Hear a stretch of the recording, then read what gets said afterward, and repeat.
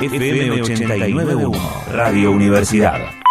Buenos días, ¿cómo les va? Ya desayunado y contento de hablar con ustedes. Bien, muchas gracias por este rato, doctor. Bueno, la verdad que el suero equino, para arrancar por ahí, en algún momento lo que siento es que se habló mucho y después se dejó un poco de hablar y la verdad yo le había perdido un poco el rastro, ¿no? Para saber si era eficaz en la lucha contra el COVID. Evidentemente sí, ¿no?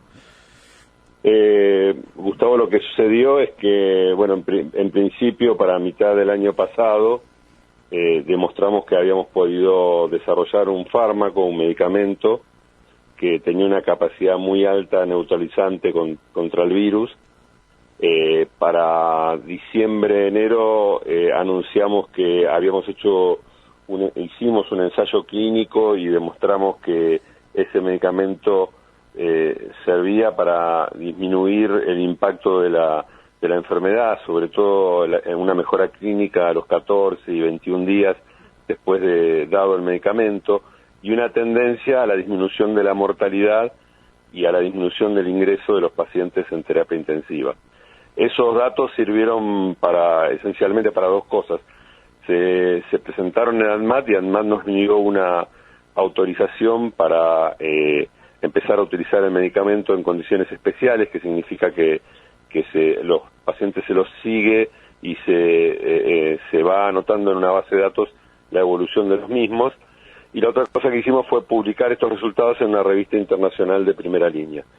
En definitiva, lo que sucedió desde fines de enero hasta ahora es que ya se han tratado más de 5.000 pacientes.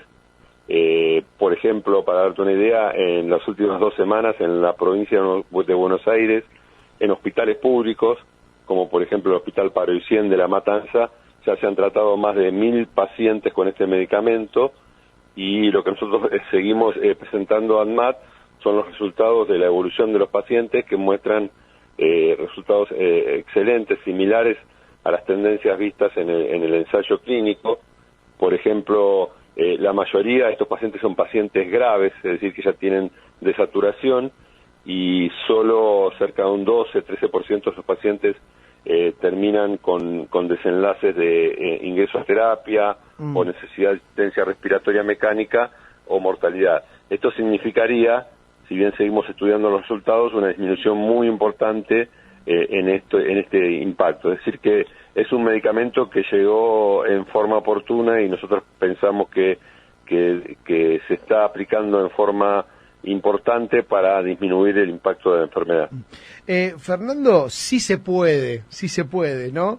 ¿Podés explicar en términos así comunes cómo actúa? Porque quizás lo que llama la atención es que sea justamente un suero equino, ¿no? ¿Por qué? No sé, ese suero funciona y no otro de otro animal, se me ocurre, estoy haciendo preguntas que quizá la gente se haga en su casa. Si se puede explicar así, digo, ¿qué tiene, digamos, el equino que nos ayuda? Digo, si es así, cómo funciona, y si me estoy mandando una macana, por supuesto, corregime.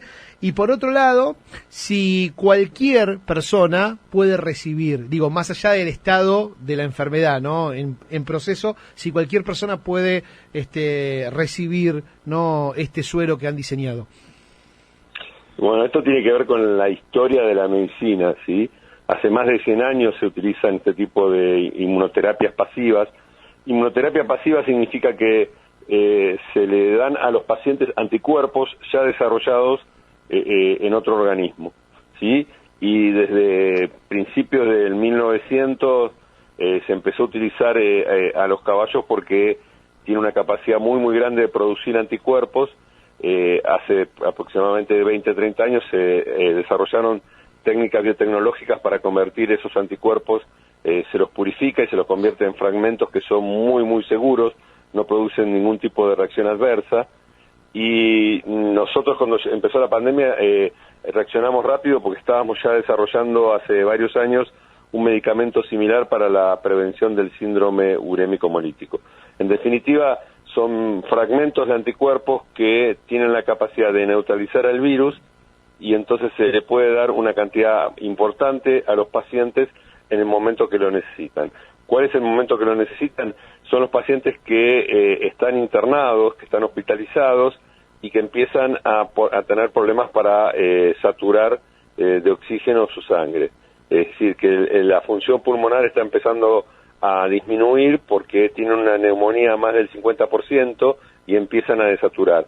A ese tipo de pacientes fue donde vimos el mayor beneficio clínico en el ensayo clínico randomizado y doble ciego que hicimos el año pasado, y por eso ADMAT nos autorizó y el Ministerio de Salud de la Nación estableció unas guías de que este medicamento debe utilizarse en ese tipo de pacientes. Y es lo que se está haciendo ahora. Por ejemplo, en cualquier hospital público de la provincia de Buenos Aires, si el médico tratante considera que un paciente en ese estadio necesita el medicamento, se hace el pedido a la farmacia central y se le suministra en horas para intentar evitar que ese paciente siga evolucionando y que entre en terapia o que necesite ser intubado para tener asistencia respiratoria mecánica. Fernando, ¿qué tal? Buen día, Luz te saluda. Buen día, Luz. Con respecto a esto que vos decías, ¿no? Decís, bueno, es un suero que, actúa en otros cuerpos y luego se pasa a esta gente que está padeciendo la enfermedad. ¿Qué diferencias hay con el plasma o con el tratamiento con plasma? Que sabemos que el plasma es donado de alguien que ya padeció, ¿no? La enfermedad o que ya tuvo el virus. Sí, yo te decía que los anticuerpos están desarrollados en otro organismo. En este caso, claro, lo que nosotros hacemos es, por técnicas biotecnológicas, producimos en el laboratorio una cantidad muy importante de una parte de la proteína que utiliza el virus para entrar a las células, esa famosa espiga o proteína spike, que le permite al virus entrar a la célula. Entonces nosotros producimos esa proteína en forma recombinante y lo que hacemos después es, en un proceso similar a lo que sería la vacunación, le damos varias dosis, pero de cantidades muy grandes, a los caballos con esta proteína, y lo que hacen es producir una cantidad enorme de anticuerpos. Esos anticuerpos después son purificados, se le saca toda la parte que podría producir reacciones adversas y se llega a un medicamento que tiene una alta concentración de estos anticuerpos con una alta capacidad neutralizante. En cambio, el plasma de convaleciente cambia mucho de paciente a paciente según la respuesta inmune que tuvo cada paciente, por eso hay que caracterizar después de cada donación la capacidad que tiene ese plasma para poder neutralizar el virus. En nuestro caso es un medicamento que siempre es igual porque se produce con determinadas normas de producción farmacéutica con una determinada potencia. Bien, te corro un poco quizás desde lo técnico, ¿no? Y de esto que estamos hablando en particular, que es el uso del suero equino, para preguntarte acerca de la pandemia en general, ¿no? Imagino que tu respuesta va a ser la misma que prácticamente tenemos todos a esta altura, y una palabra que nos trasciende, ¿no? Y venimos repitiendo desde el comienzo, que es la incertidumbre. Pero cuando a un científico, ¿no? Una persona que está metida en lo que es la ciencia y en la investigación como ustedes, cuando les hablan de pandemia, ¿pueden hablar de una cantidad determinada de tiempo, de una cantidad determinada de años? ¿Pueden planificar quizás un poquito más en cuanto a plazos? No, lo que uno tiene son asunciones en base a los datos que va observando y a lo que va leyendo y lo que va aprendiendo. A mí lo que me parece que lo que más habría que remarcar a la audiencia es que se está llevando un proceso muy muy bueno de vacunación masiva. Por suerte este proceso está acelerando en los últimos días y todos tenemos la esperanza de llegar a una inmunidad de rebaño para hacia fin de año, que eso permitiría bajar mucho la circulación y el impacto de la enfermedad.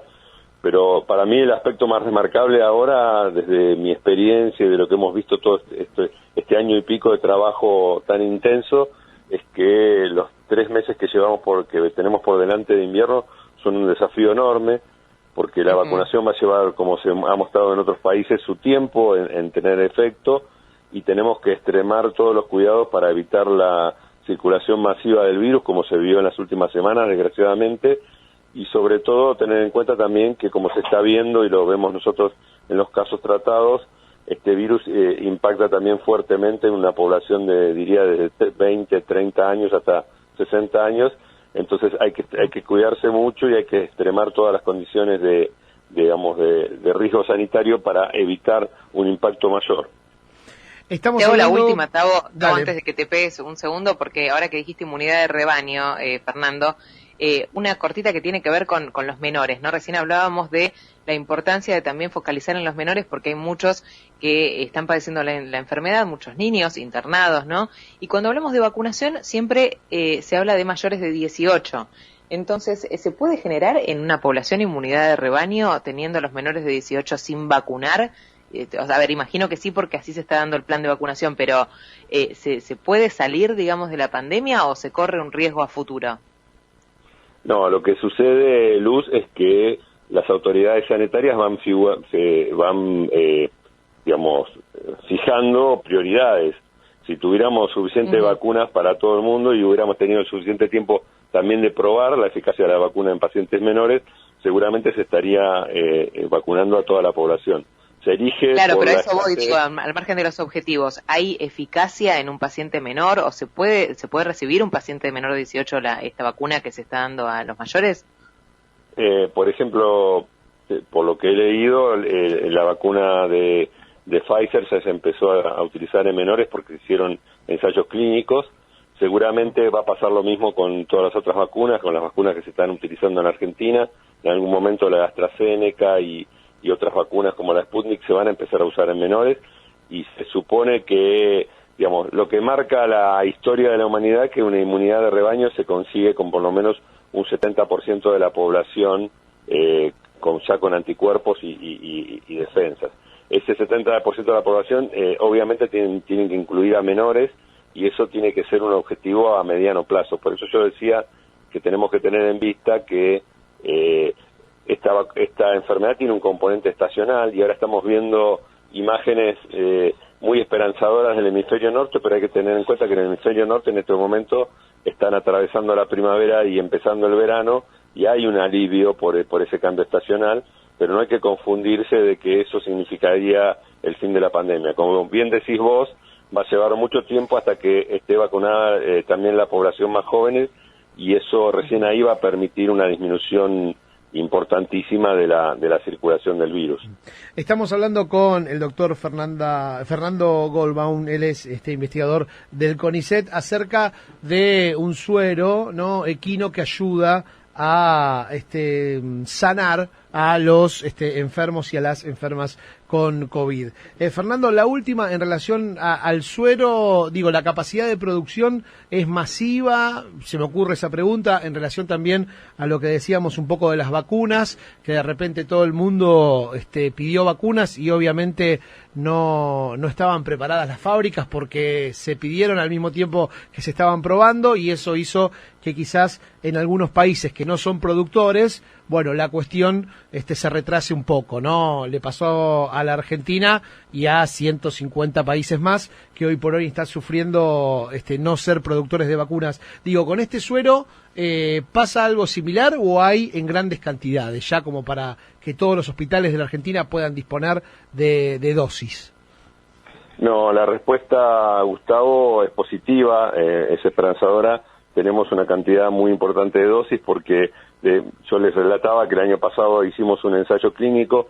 Mientras hicimos el ensayo clínico, primero un esfuerzo público donde colaboró la Universidad de San Martín y la Fundación Instituto Leluar, y después 3 empresas, no solo Immunova, que es una empresa que surgió del sistema científico, sino también el Instituto Biológico Argentino, que es una empresa farmacéutica ubicada en Florencio Varela, que tiene más de 100 años en experiencia en producción de estos sueros, y MapScience, que es la empresa que también está haciendo la materia prima de la vacuna de Oxford AstraZeneca, que por suerte está volviendo ahora desde México.